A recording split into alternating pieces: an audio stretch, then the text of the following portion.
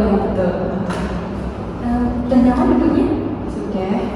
Punya makan duduknya dulu ya. Mbak Nafis yang paling sekali. Terima kasih. Iya, sudah di profil itu ya. Sebelumnya Mbak Novi kuliah di mana? Bisa makan di dulu? Oke, baik. Nama saya Noviana. Saya asal dari Bojonegoro. Nah, sekarang saya sedang menempuh kuliah di salah satu universitas di Surabaya. Mbak Noviana. Ya, Terima kasih Mbak Noviana karena sudah berkeinginan untuk berkonseling dengan Ibu. iya. Mbak Noviana tadi dari mana? Tadi saya dari rumah, terus ada kopi sama teman-teman, terus akhirnya setelah itu kesini. Sama teman atau sendirian kesini? Kesininya saya sendirian. Mbak Novi kan asli Bojonegoro. Iya. Berarti merantau ke Surabaya. Baru mau merantau sih Bu, saya kan baru keterima oleh di Surabaya gitu. Prodi Saya kedokteran di UNER. Juga keterima itu luput jalur SNMPTN yang menjadi rapor. Gitu. keren sekali Mbak Noviana. Terima kasih. Semoga lancar dan lulus tepat waktu, dapat yang terbaik. Amin. Terima kasih doanya. Nah, sebelumnya Mbak Novi sudah pernah konseling? Untuk konseling sendiri, saya malah baru dengar pertama kali ini. Kalau boleh tahu konseling itu apa ya?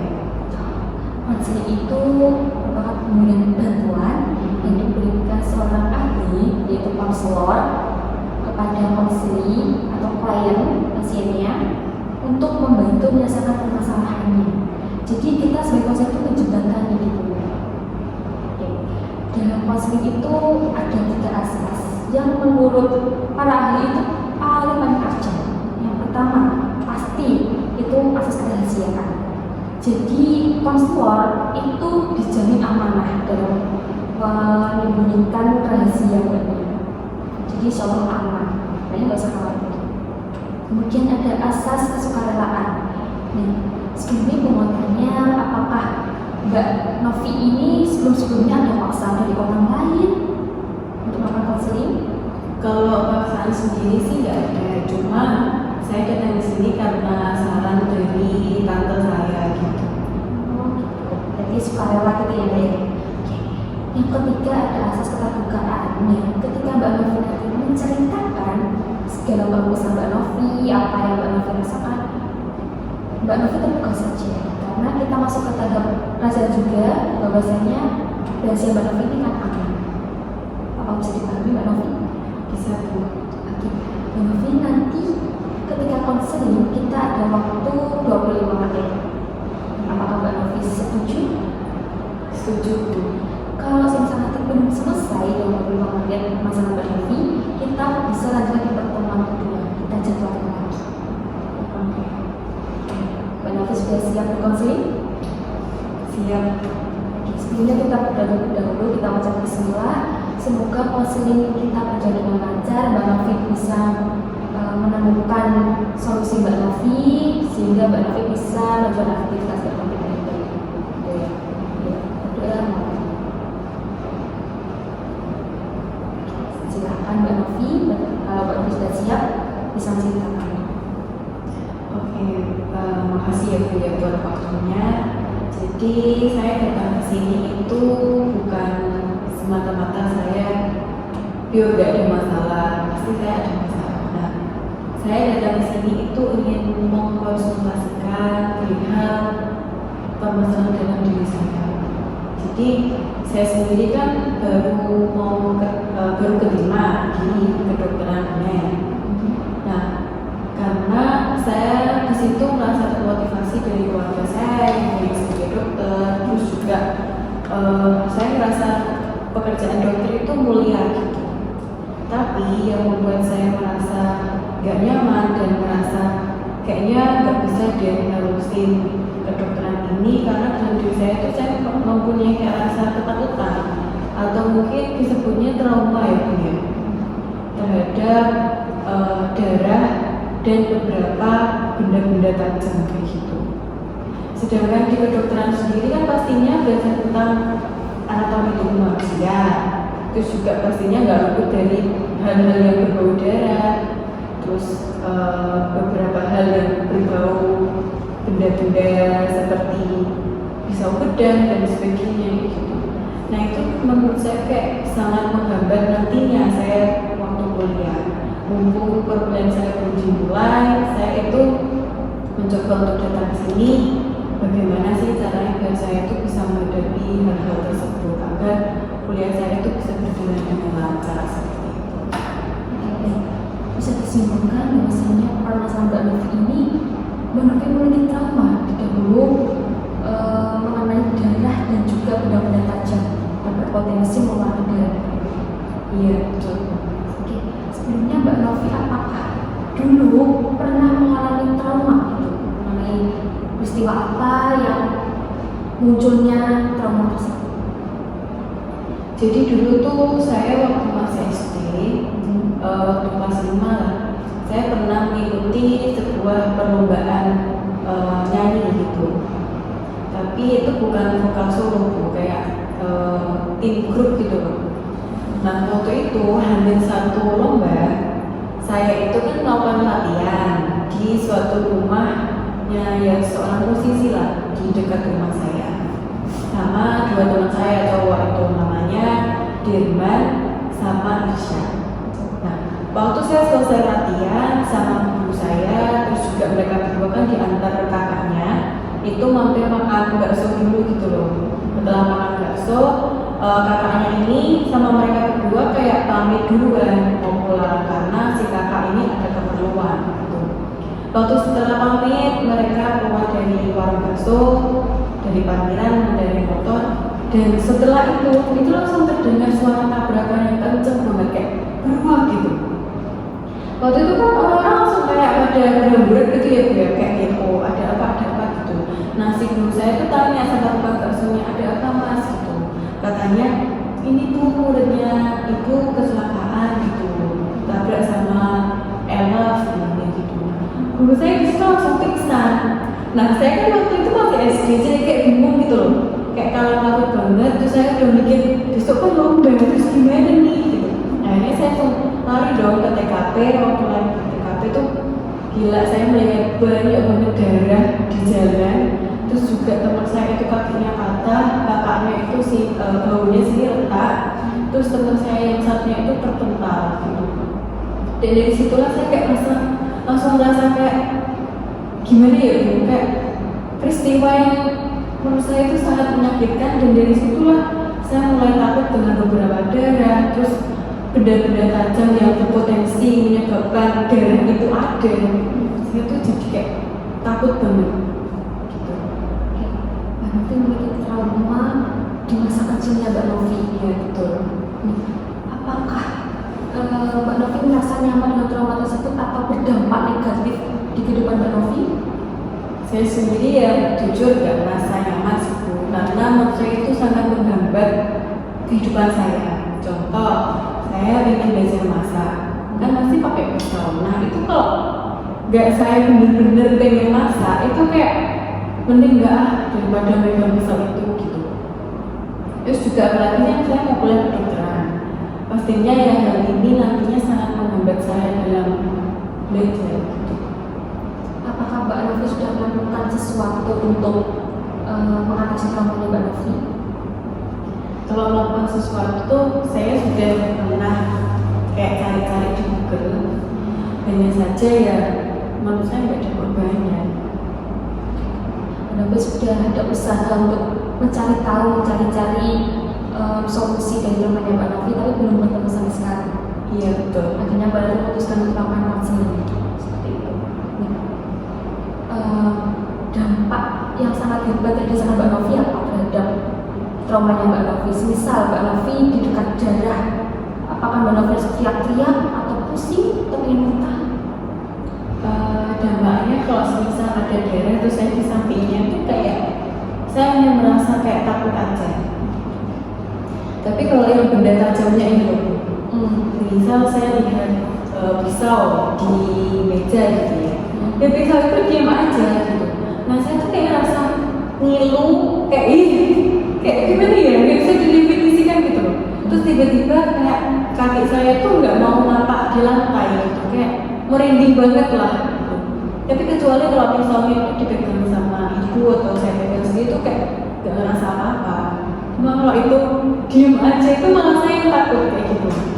Takutnya tiba-tiba pisau itu melukai diri saya atau nanti kan saya masih berdarah kayak gitu. Jadi jika itu menimbulkan luka di Mbak Novi merasa tuh takut banget gitu. Kalau semisal jarum pentul nih ya jatuh di lantai, Mbak Novi lewat, itu Mbak Novi sudah teriak-teriak atau bagaimana respon Mbak Novi? Saya nggak teriak-teriak sih, kalau jarum pentul kan kecil, jadi ya saya kayak ngerasa ngilu aja. Terus saya mencoba untuk cari mana ya tempat yang aman untuk menyingkirkan jarum pentul tersebut, biar nggak kena saya ataupun kena orang lain gitu. Kalau misal Mbak Novi bantu ibunya di dapur, kemudian tiba-tiba pisaunya jatuh, itu Mbak Novi buru-buru ambil atau minta tolong ibu karena sudah jatuh di lantai, Mbak Novi takut gimana? Kalau pas jatuhnya itu saya langsung lari, jadi semisal pisaunya jatuh, itu saya lari dulu. Semisal pisaunya udah diem aja dan saya rasa itu aman, itu baru saya mau ambil. Sudah benar-benar itu ya namanya Mbak Novi. Ya saya rasa kayak cukup mengganggu lah dengan kehidupan saya. Ini Mbak Novi bertekad untuk sembuh dari traumanya. Kita melakukan asosiasi bebas dengan Mbak Novi membayangkan hal yang membuat Mbak Novi trauma, apa Mbak Novi siap? Sebenarnya ya nggak siap sih Bu, tapi kalau dicoba boleh lah. Ya saya pengen sembuh gitu.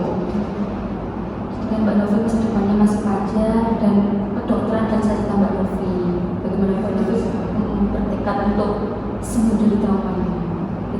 Nanti kita berada di kursi sana. Saya minta izin untuk video karena nantinya kita kan ada pertemuan lagi untuk melihat perkembangan Mbak Novi. Mbak Novi apakah mengizinkan video? Iya. Kita siapkan di peralatannya. Mbak Novi silakan di sana. Sini ya Mbak. Saya siapkan dulu.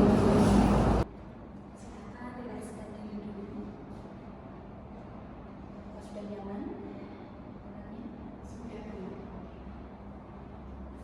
Ini nggak apa-apa kan ya? Ya, Masya Allah. Kami ready. Pejamkan mata. Mbak Novi hanya bisa mendengar suara saya.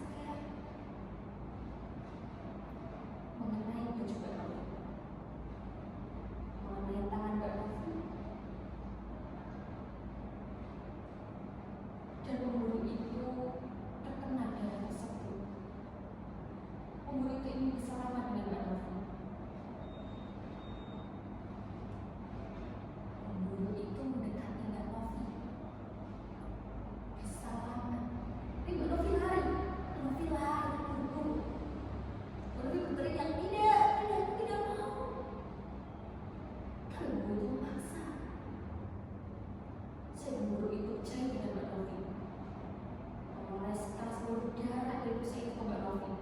Mbak Novi lari, tapi sudah tidak ada ujung. Mbak Novi duduk karena Mbak Novi merasa lelah. Penghulu itu entah kemana. Mbak Novi jauh dari Rusa dan penghulu tersebut. Tiba-tiba Mbak Novi ditelepon oleh orang rumah bahwa Mbak Novi lupa bahwa ada acara kondangan.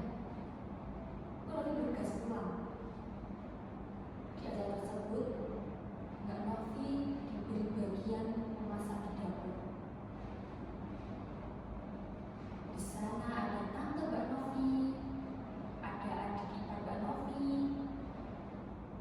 ada adik-adik ponakan Mbak Novi. Mereka berceria, memasak, menyiapkan hidangan pada tamu-tamu. Tiba-tiba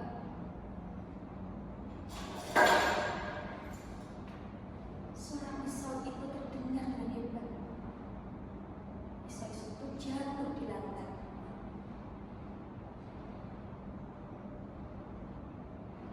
Mbak Novi dengan tegas mengambil pisau tersebut. Pisaunya sedikit tajam. Mbak Novi memegang pisau tersebut.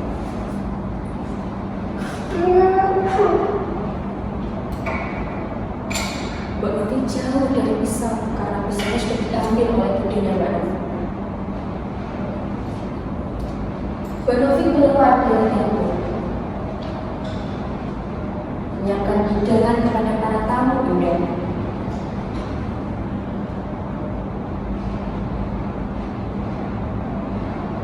Mbak Novi dengan ceria memakan hidangan tersebut.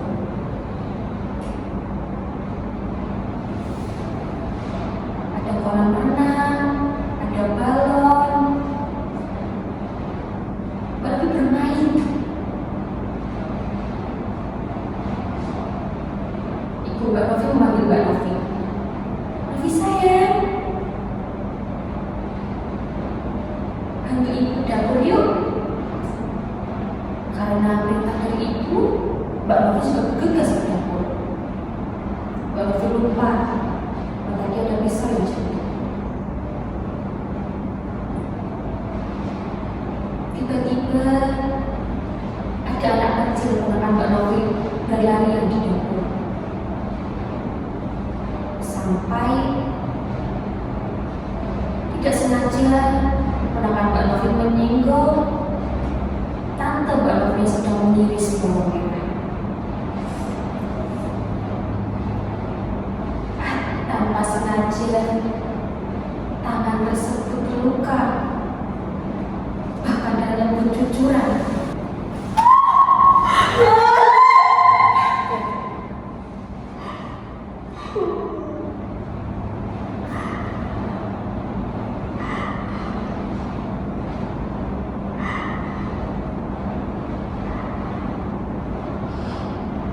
Namun tantenya Mbak Novi keluar dari ruangan tersebut. Mbak Novi mengajak ponakan Mbak Novi masuk ke kamar, bermain game, melihat TV, sambil bertanya.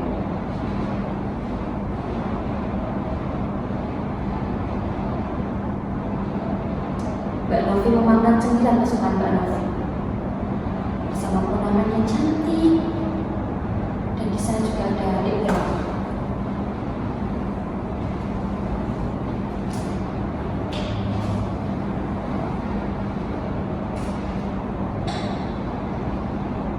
Kemudian Mbak Novi keluar ruangan lagi, ingin meminta sepotong kue. Kuenya sangat cantik berwarna putih, bergambar peri, rasanya sangat manis sekali. Mbak Novi menyantap dengan lezat. Akhirnya para tamu undangan pulang ke rumahnya. Tinggal Mbak Novi, keluarga, dan kerabat jauh berberes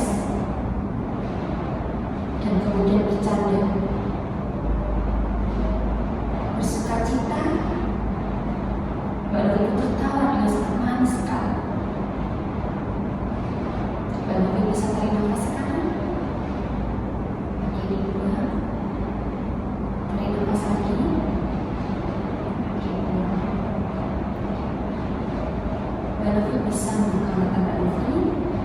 Perlahan, tidak ada orang di sini. Mbak Novi sendirian.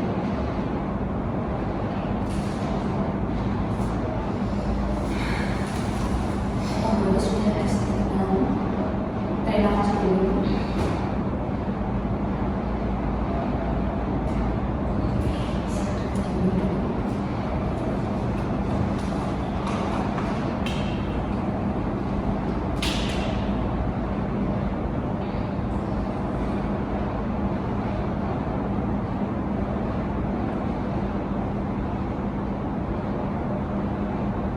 Mbak Novi, setelah Mbak Novi tadi membayangkan membuat Mbak Novi trauma, gimana sekarang perasaan Mbak Novi? Saya ternyata bisa lepas dari seperti dia dulu. Ya, saya ngerasa kayak sedih aja gitu. Saya kan pengen sembuh, tapi ternyata saya nggak ada perubahan. Gimana? Jadi gini Mbak Novi, ini kan konseling kita yang pertama. Nanti ada konsultasi selanjutnya, konseling kedua kita jadwal lagi ya. Karena dalam konseling kita tidak hanya satu kali, ada beberapa kali sampai benar-benar konseling kita itu sembuh dari trauma. Jadi Mbak Novi bisa berpositif thinking kalau Mbak Novi bisa sembuh, bisa melanjutkan kuliah dengan baik, lulus tepat waktu, tidak risau dengan traumanya Mbak Novi. Insya Allah Mbak Novi bisa. Pasti bisa ya. Pasti bisa. Asalkan Mbak Novi masih punya tekad untuk sembuh dan selalu berusaha. Dan ingat juga Mbak Novi, dalam makalah ada jeda wajada, yang mana siapa orang yang bersungguh-sungguh maka ia akan berhasil. Nah di sini Mbak Novi bersungguh-sungguh untuk sembuh dari traumanya, kemudian Mbak Novi akan mendapatkan hasil yang lebih baik lagi. Mbak Novi sembuh dari trauma, Mbak Novi melanjutkan kedokteran, Mbak Novi dapat memuaskan, itu hasilnya. Jadi kuncinya di bersungguh-sungguh. Ya, Mbak Novi senyum dulu. Masya Allah, manis sekali. Jadi, Saya sedih gitu loh Bu. saya tahu rasanya Mbak Novi. Semangat nih Mbak ya. Bismillah, Bismillah kita bisa berlatih bersama-sama dan konseling semoga menjadi bantuan yang terbaik untuk mengatasi traumanya Mbak Novi. Amin. Bisa disimpulkan tadi Mbak Novi mungkin permasalahan bahwasanya Mbak Novi ketika melihat benda-benda tajam yang berpotensi menyebabkan keluarnya darah, itu Mbak Novi merasa trauma dan merasa Mbak Novi ini terancam di situ. Ya. Sekarang Mbak Novi memiliki tekad untuk sembuh dari trauma karena sangat mengganggu aktivitas Mbak Novi. Dan saya sangat apresiasi Mbak Novi sangat hebat dalam konseling. Mbak Novi sangat hebat untuk mau sembuh dari traumanya Mbak Novi. Keren sekali Mbak Novi. Terima kasih ya Bu atas dukungannya hari ini. Nah, Mbak Novi rasanya dapat motivasi, sudah berkonseling, apakah ada pencerahan? Perasaan saya menjadi kayak punya harapan gitu loh Bu, untuk sembuh dari trauma ini, dan saya pasti akan sembuh. Pasti sembuh. Semangat ya Mbak ya. Alhamdulillah. Ya waktu sudah menunjukkan 25 menit. Kita lanjutkan di sesi selanjutnya saja ya Mbak ya. Pertama dua kita jadwalkan. Mbak Novi sudah punya WA? Sudah. Dan kemarin kan di IG ya, saya kasih WA saya ya Mbak. Iya, saya lupa. Oke, nanti Mbak Novi bisa calling, bisa chat pribadi, bisa online, offline, maksudnya bisa. Terima kasih atas Mbak Novi kehadirannya. Kita berdoa semoga pertemuan konseling ini membuahkan hasil yang baik dan Mbak Novi tetap semangat terus. Kita berdoa video ini.